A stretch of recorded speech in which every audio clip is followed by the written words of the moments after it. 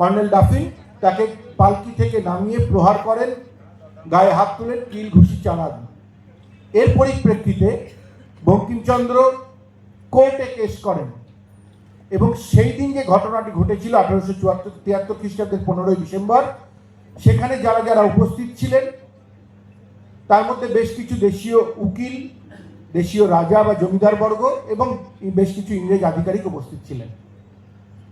বঙ্কিমচন্দ্র যেদিন কোর্টে যখন কেস করেন তখন 1874 খ্রিস্টাব্দের 12ই জানুয়ারি কোর্টে কেস ওঠে এবং কোর্টে কেস ওঠার সময় একটি অদ্ভুত জিনিস দেখা দেয় যে বঙ্কিমচন্দ্রের পক্ষে মুর্শিদাবাদ জেলার সমস্ত উকিলবর্গ সই করে বসে আছেন, কর্নেল ডাফিনের পক্ষে কোনো উকিল নেই এবং কর্নেল ডাফিনকে উকিল আনতে হচ্ছে কৃষ্ণনগর থেকে।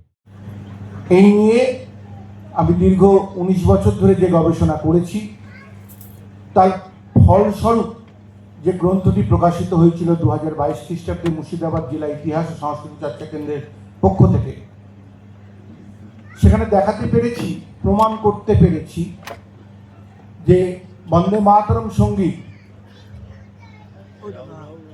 লালগোলাতেই লেখা হয়েছিল। আমি একটি ছোট্ট শ্লোক বলে শুরু করছি, যা আনন্দ মঠেরও মূল কথা। জননী জন্মভূমিশ্চ স্বর্গাদপি গরীয়সী, রামায়ণ থেকে এই শ্লোকটি বঙ্কিমচন্দ্র নিয়েছিলেন। আমরা দেখতে পাই আনন্দ মঠে যখন মহেন্দ্রকে ভবানন্দ বলছেন যে আমরা অন্য মা মানি না, আমাদের কাছে দেশি মা, দেশি সমস্ত কিছু। জননী জন্মভূমিশ্চ স্বর্গাদপি গরীয়সী, সেই মায়ের বন্দনা বঙ্কিমচন্দ্র করেছিলেন এই লালগোলায় বসে। একটি ছোট্ট ইতিহাস আছে, সেটি দিয়ে শুরু করব।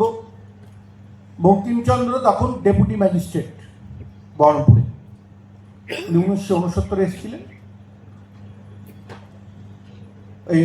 1869 এসেছিলেন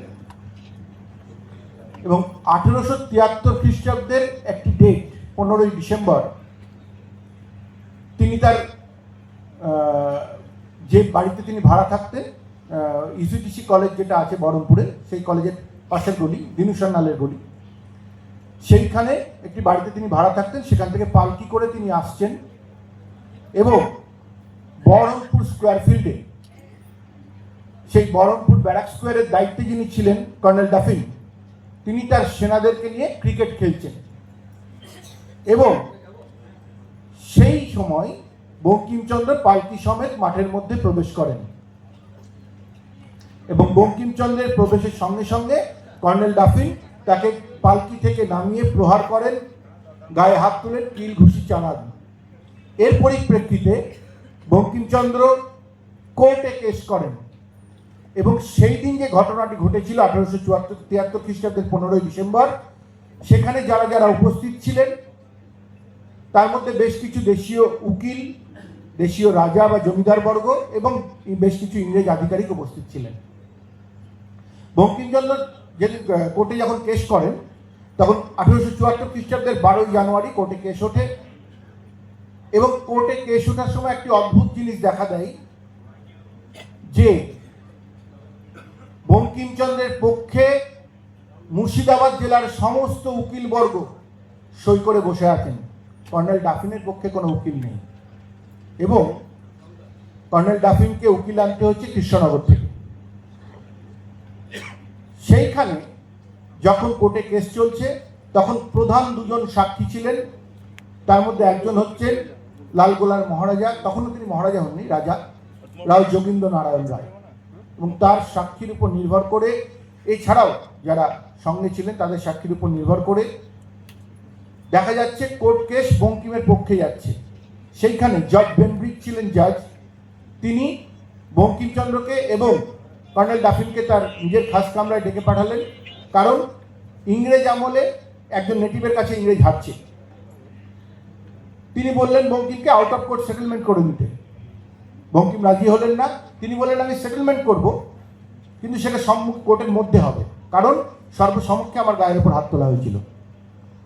উপায় না দেখে কর্নেল ডাফিন তাতেই রাজি হলেন এবং সর্বসমক্ষে কোর্ট রুমের মধ্যে বঙ্কিমের কাছে ক্ষমা চাইলেন কর্নেল ডাফিন। সম্ভবত ভারতের ইতিহাসে প্রথমবার কোনো নেটিভের কাছে একজন ইংরেজ কোর্টের মধ্যে ক্ষমা চাইছে। সেইখানেই প্রথম ভারতীয় জয় শুরু হলো বা জয়যাত্রা শুরু হলো। এবার একজন ইংরেজ ক্ষমা চেয়েছে নেটিভের কাছে, স্বাভাবিকভাবে তিনি কর্নেল, তার যারা ইংরেজ গোড়া সৈন্য আছে তারা কিন্তু বিষয়টাকে হজম করতে পারেনি। লালগোলার মহারাজের কাছে গোপন সূত্রে খবর গেল যে বঙ্কিমের উপর হামলা হওয়ার একটি ছক কষা হচ্ছে। এর পাশাপাশি বঙ্কিমচন্দ্র কিছুদিন ধরেই ছুটির একটি অ্যাপিল করছিলেন বারবার, কিন্তু বঙ্কিমের কাজে তার ঊর্ধ্বতন কর্তৃপক্ষরা এত খুশি ছিলেন যে তাকে ছাড়তে চাইছিলেন না। কারণ ছিল বহরমপুরে ম্যালেরিয়ার প্রকোপ প্রচণ্ড বেড়ে গেছে। সেইখানে দাঁড়িয়ে তিনি যে অ্যাপিলগুলো করেছিলেন তাতে তার চিঠিপত্রে দেখা যাচ্ছে যে তিনি ম্যালেরিয়ার জন্য বারবার অ্যাপিল করেছেন এই ঘটনা ঘটে যাওয়ার আগে। কিন্তু যখন এই কোর্টের ঘটনাটা ঘটে গেল, বঙ্কিম আর 12ই জানুয়ারির পর থাকতে চাইলেন না। তিনি বহরমপুরে আবার ছুটি অ্যাপিল করলেন, ছুটি মঞ্জুর হলো, বহরমপুর ছেড়ে চলে গেলেন, আর বহরমপুরে ফেরেননি। তিনি এসে পৌঁছলেন লালগোলায় মহারাজার আমন্ত্রণে সাড়া দিয়ে। এই লালগোলায় আসার পর বঙ্কিম এক অদ্ভুত পরিবেশ পেলেন। কিরকম? বঙ্কিম দেখলেন যে লালগোলায় রাজবাড়ির রাজ অতিথিশালায় তিনি রাজ অতিথি হিসেবে এসেছেন। সেখানে এসে তিনি দেখছেন চারিদিকে সাধু সন্ন্যাসীর ভিড়। কারণ একটাই, এর কারণ হচ্ছে লালগোলায় বঙ্কিম যে সময় আসছেন তার কিছুদিন পরে আছে মাঘী পূর্ণিমা তিথি, এবং এই মাঘী পূর্ণিমা তিথি লালগোলার কাছে সব থেকে বড় উৎসব। কারণ লালগোলার রাজ পরিবারের যিনি প্রাণ পুরুষ রাও রামশঙ্কর রায়, তিনি এই মাঘী পূর্ণিমা তিথিতে দেহ রেখেছিলেন, মারা গেছিলেন। তাই রাজ পরিবারের পক্ষ থেকে সেই সময় বহু সাধু সন্ন্যাসীকে সেখানে শিখে দেওয়া হতো, সম্মানিত করা হতো, এবং উত্তরপ্রদেশ, উত্তরবঙ্গ এবং ওপার বাংলা থেকে বহু সাধু আসতো, যারা কলকলি নদীর তীরে রঘুনাথ বাড়িতে, রঘুনাথ মন্দিরে থাকতেন এবং মাসের পর মাস তারা সিধে পেতেন রাজপরিবারের পক্ষ থেকে। বঙ্কিম এই সাধু সন্ন্যাসীদের সংস্পর্শে এসে শান্ত হলেন, কিন্তু তার মন ছিল ক্ষুব্ধ।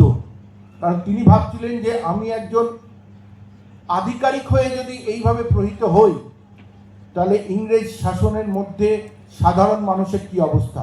কারণ তার কিছুদিন আগে বা কয়েক বছর আগে 1857 বিদ্রোহকে চরম হারে দমন করা হয়েছে।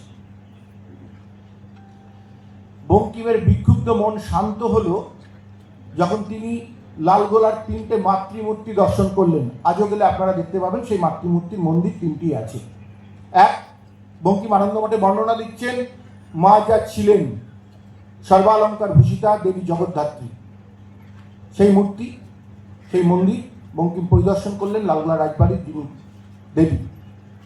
সেখান থেকে সামান্য দূরে এগিয়ে এসে বঙ্কিম দেখলেন মা যা হইয়াছেন সেই মাতৃমূর্তি নগ্নিকা শৃঙ্খলিত কালী, যে কালী নগ্নিকা শ্মশানচারিণী, তাকে শেকল দিয়ে আজও বাঁধা রয়েছে, সে সময় বাঁধা ছিল, তার একটি ছোট্ট ইতিহাসও আছে।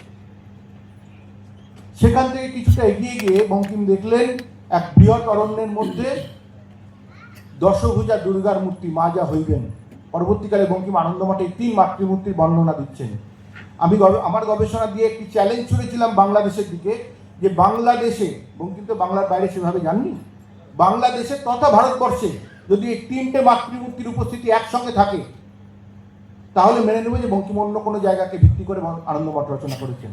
আজ অব্দি কোনো কাউন্টার আসেনি।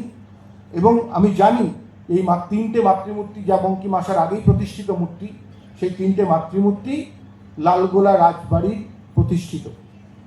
এক হচ্ছে 1715 থেকে 20-র মধ্যে, দ্বিতীয়টি 1813 খ্রিস্টাব্দে এবং আরেকটি 1212 বঙ্গাব্দে। এবার বঙ্কিম এখানে এসে শৃঙ্খলিত মাতৃমূর্তি দেখে মায়ের এই শৃঙ্খল মোচনের যে ব্রত নিলেন, যে মন্ত্র উচ্চারণ করলেন, সেটি বন্দে মাতরম। এবং আমি একটু ছোট্ট একটা অঙ্ক দিয়ে শেষ করব, বেশি সময় নেব না। বন্দে মাতরম যে এখানে লেখা হয়েছিল তা বঙ্কিম নিজের লেখনীর মধ্যে দিয়ে বলে গেছেন। কিভাবে? বঙ্কিম বলছেন, শুভ্র জ্যোৎস্না পুলকিত যামিনীম পুল্ল কুসুমিত ধ্রুমদলা শোভিনীম। অর্থাৎ গানের রচনার দিন সেই দিন যেদিন শুভ্র জ্যোৎস্নায় চারিদিক শোভিত এবং গাছে গাছে ফুল ফুটে আছে। এবার শুভ্র জ্যোৎস্না একমাত্র আমরা জানি পূর্ণিমা রাত্রে হয়। আমি দাবি রেখেছিলাম মাঘী পূর্ণিমা তিথি। কারণ আনন্দমঠে মাঘী পূর্ণিমা তিথি একটি গুরুত্ব আছে আলাদাভাবে। এবার তিনি বলছেন সপ্তকোটি কণ্ঠ কলকল নিনাদ করালে, প্রথম যে প্রকাশ হচ্ছে আনন্দমঠ, সেখানে যে বন্দে মাতরম সঙ্গীত বঙ্গদর্শন পত্রিকা, সেইখানে তিনি লিখছেন 7 কোটি জনসংখ্যার কথা। কেন তিনি 8 কোটি 9 কোটি কেন লিখলেন না? কারণ আমরা দেখতে পাবো যে প্রথম জনগণনা যখন হলো 1871 সালে, সেখানে 6,56,68,000 সামথিং ছিল, যেটা স্বাভাবিকভাবে 1874 এসে 7 কোটি জনসংখ্যায় দাঁড়িয়েছিল। তাই বঙ্কিম লিখেছিলেন সপ্তকোটি। এবার গোটা 1874 সালেই তো সপ্তকোটি হতে পারে, তাহলে মাঘী পূর্ণিমার তিথিতেই কেন বলছি? মাঘী পূর্ণিমার তিথিটি ছিল 1874 খ্রিস্টাব্দের 31শে জানুয়ারি। কারণ 1874 খ্রিস্টাব্দের 6 ফেব্রুয়ারির পর প্রথম বঙ্গভঙ্গ হয়েছিল এবং বাংলা থেকে কাছাড়, গোয়ালপাড়া, সিলেটকে কেটে আসাম নামে একটি নতুন প্রদেশ গঠন করা হয়েছিল। তাই 1874 খ্রিস্টাব্দের 6 ফেব্রুয়ারির পর জনসংখ্যা 1 কোটি কমে গেছিল। বঙ্কিমচন্দ্র সেই জন্যই এই 1874 অক্টোবরে যখন কাঁঠালপাড়ায় গিয়ে লিখছেন আমার দুর্গোৎসব কমলাকান্তের দরবারে দপ্তরে, তখন তিনি লিখছেন মা তোমার 6 কোটি সন্তান, 12 কোটি হস্তদেব গৃহে ফিরে এসো। তাহলে আমরা একটা ডেট, ফিক্সড ডেট পাচ্ছি যে বঙ্কিমচন্দ্র 1874 খ্রিস্টাব্দের 6 ফেব্রুয়ারির আগে যখন জনসংখ্যা 7 কোটি ছিল, তখন তিনি বন্দে মাতরম সঙ্গীত লিখেছিলেন, কারণ তারপরে জনসংখ্যা 6 কোটি হয়ে গেছিল। এবার আমাকে সোজা কনক্লুশনে আসবো, এই সময়কালে বঙ্কিমচন্দ্র কোথায় ছিলেন? আমরা জানি যে মহারাজার আমন্ত্রণে 1874 খ্রিস্টাব্দের 15ই জানুয়ারির পর তিনি লালগোলা গিয়েছিলেন। তার রেফারেন্স হিসেবে একটা লাইন দিয়ে শেষ করছি।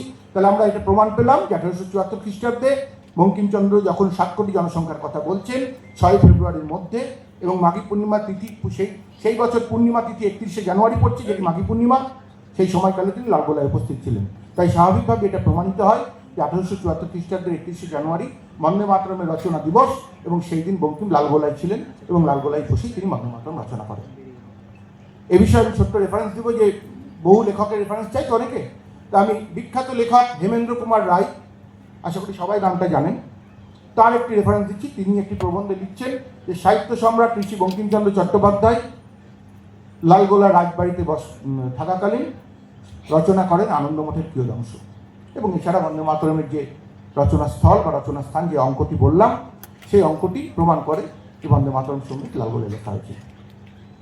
তাই আজকের দিনে দাঁড়িয়ে ভারত সরকারকে ধন্যবাদ জানাই যে ভারত সরকার এই গবেষণার উপর ভিত্তি করে আজকে স্বীকৃতি দিয়েছে সংস্কৃতি মন্ত্রণালয় যে হ্যাঁ বন্দে মাতরম সঙ্গীত লালগোলায় রচনা করা হয়েছিল। এই ধন্যবাদ জানিয়ে আরেকবার বন্দে মাতরম উচ্চারণ করে আমি আমার বক্তব্য শেষ করছি। বন্দে মাতরম।